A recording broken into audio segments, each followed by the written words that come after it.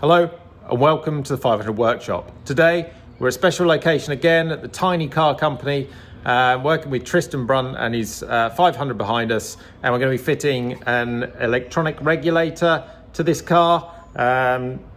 So let's see what that looks like.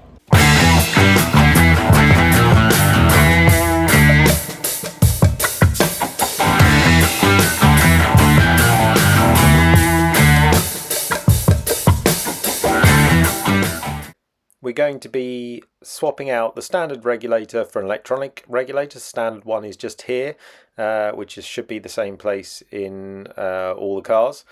We're going to do that by removing the airbox here and the pipework so we can get good access to it. We're then going to disconnect the wires from the regulator, and then that should enable us to remove the regulator, and then we'll do the same in reverse. We'll attach the new electronic regulator and connect the wires back up. We've already started the car and the engine, and so we know when it's running that it is charging the battery, so that gives us a good starting point with which to diagnose any problems moving forward. So we've just taken the clips off to get the airbox cover off.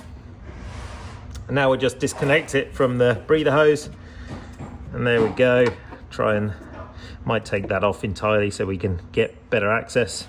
But there we have, up the back, our regulator. Okay, so I just moved our camera slightly so we got a better view. You can see the electric wires now coming off the regulator. The first thing I'll need to do, and is very difficult for me to see and therefore almost impossible for the camera to see, is to take those off. And they look as though, from feeling them, it looks like they're 10mm bolts. So I get a ratchet and undo them. The other thing that I always do at this stage is get a camera in there and take a picture so I know which wire attaches to where on the regulator. So we'll do that. I'll put that in the video as well so you can see it, and then we'll undo them.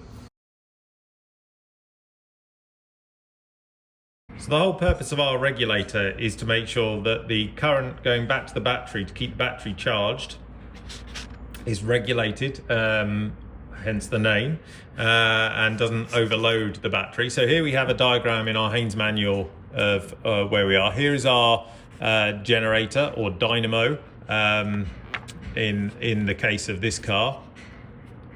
And you've got one feed coming from positive into one of the terminals on the regulator. You've got one feed coming from the negative into one of the terminals, and then the third terminal goes back to the battery via the starter motor.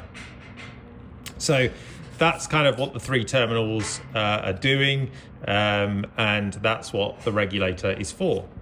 Okay, so we'll try and film this for you, but it's a little bit tricky, as I mentioned. So we're going to get in here and start undoing these wires. There we have the first one.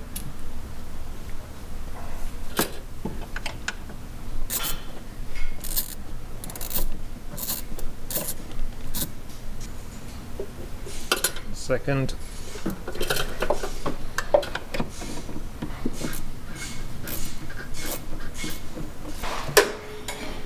The third one's a little bit rusty, as you can see that there. So that was a little bit more difficult to get out. We'll clean that up before we put that back in.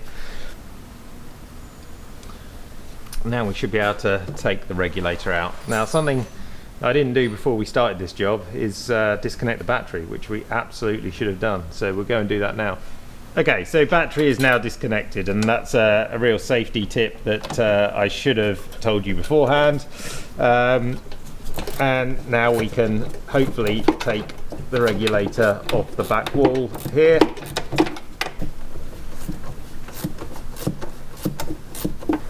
We just take this one out slowly by hand now. There we go. And our regulator should just pull away. So here was our original regulator with our 3 terminals. Here is our replacement regulator. This is an electronic one, so it doesn't have mechanical parts in it, unlike the original. And hopefully it should just go on, and we'll be able to see the terminals much easier on this one as we reattach the electric cables. And that should be a pretty simple fix, but let's put it on and see what it looks like. So here our new regulator goes in. Should just fit on the existing fittings, which it does. I'm leaving the rubber gasket in there just to protect the back of the wall here on the car.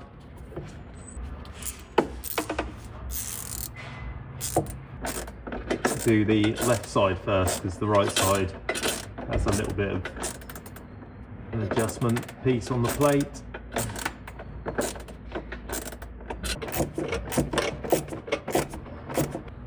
There, that's in now, and now we can fit the electrical cables. So it cleaned up the screw that we had, the bolt, sorry, that we had, with a little bit of a wire brush. So that's removed the rust from that one. And now we can start to try and put these back on.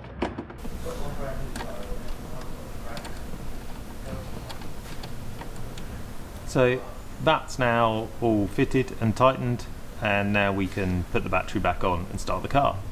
Okay, so we're just going to put the ignition on. Hopefully you can see the generator light is there. So if we've plumbed this in correctly, when we start the engine, we should be able to see that generator light go off. So let's do that now. Okay, it's started. Let's give it a few revs.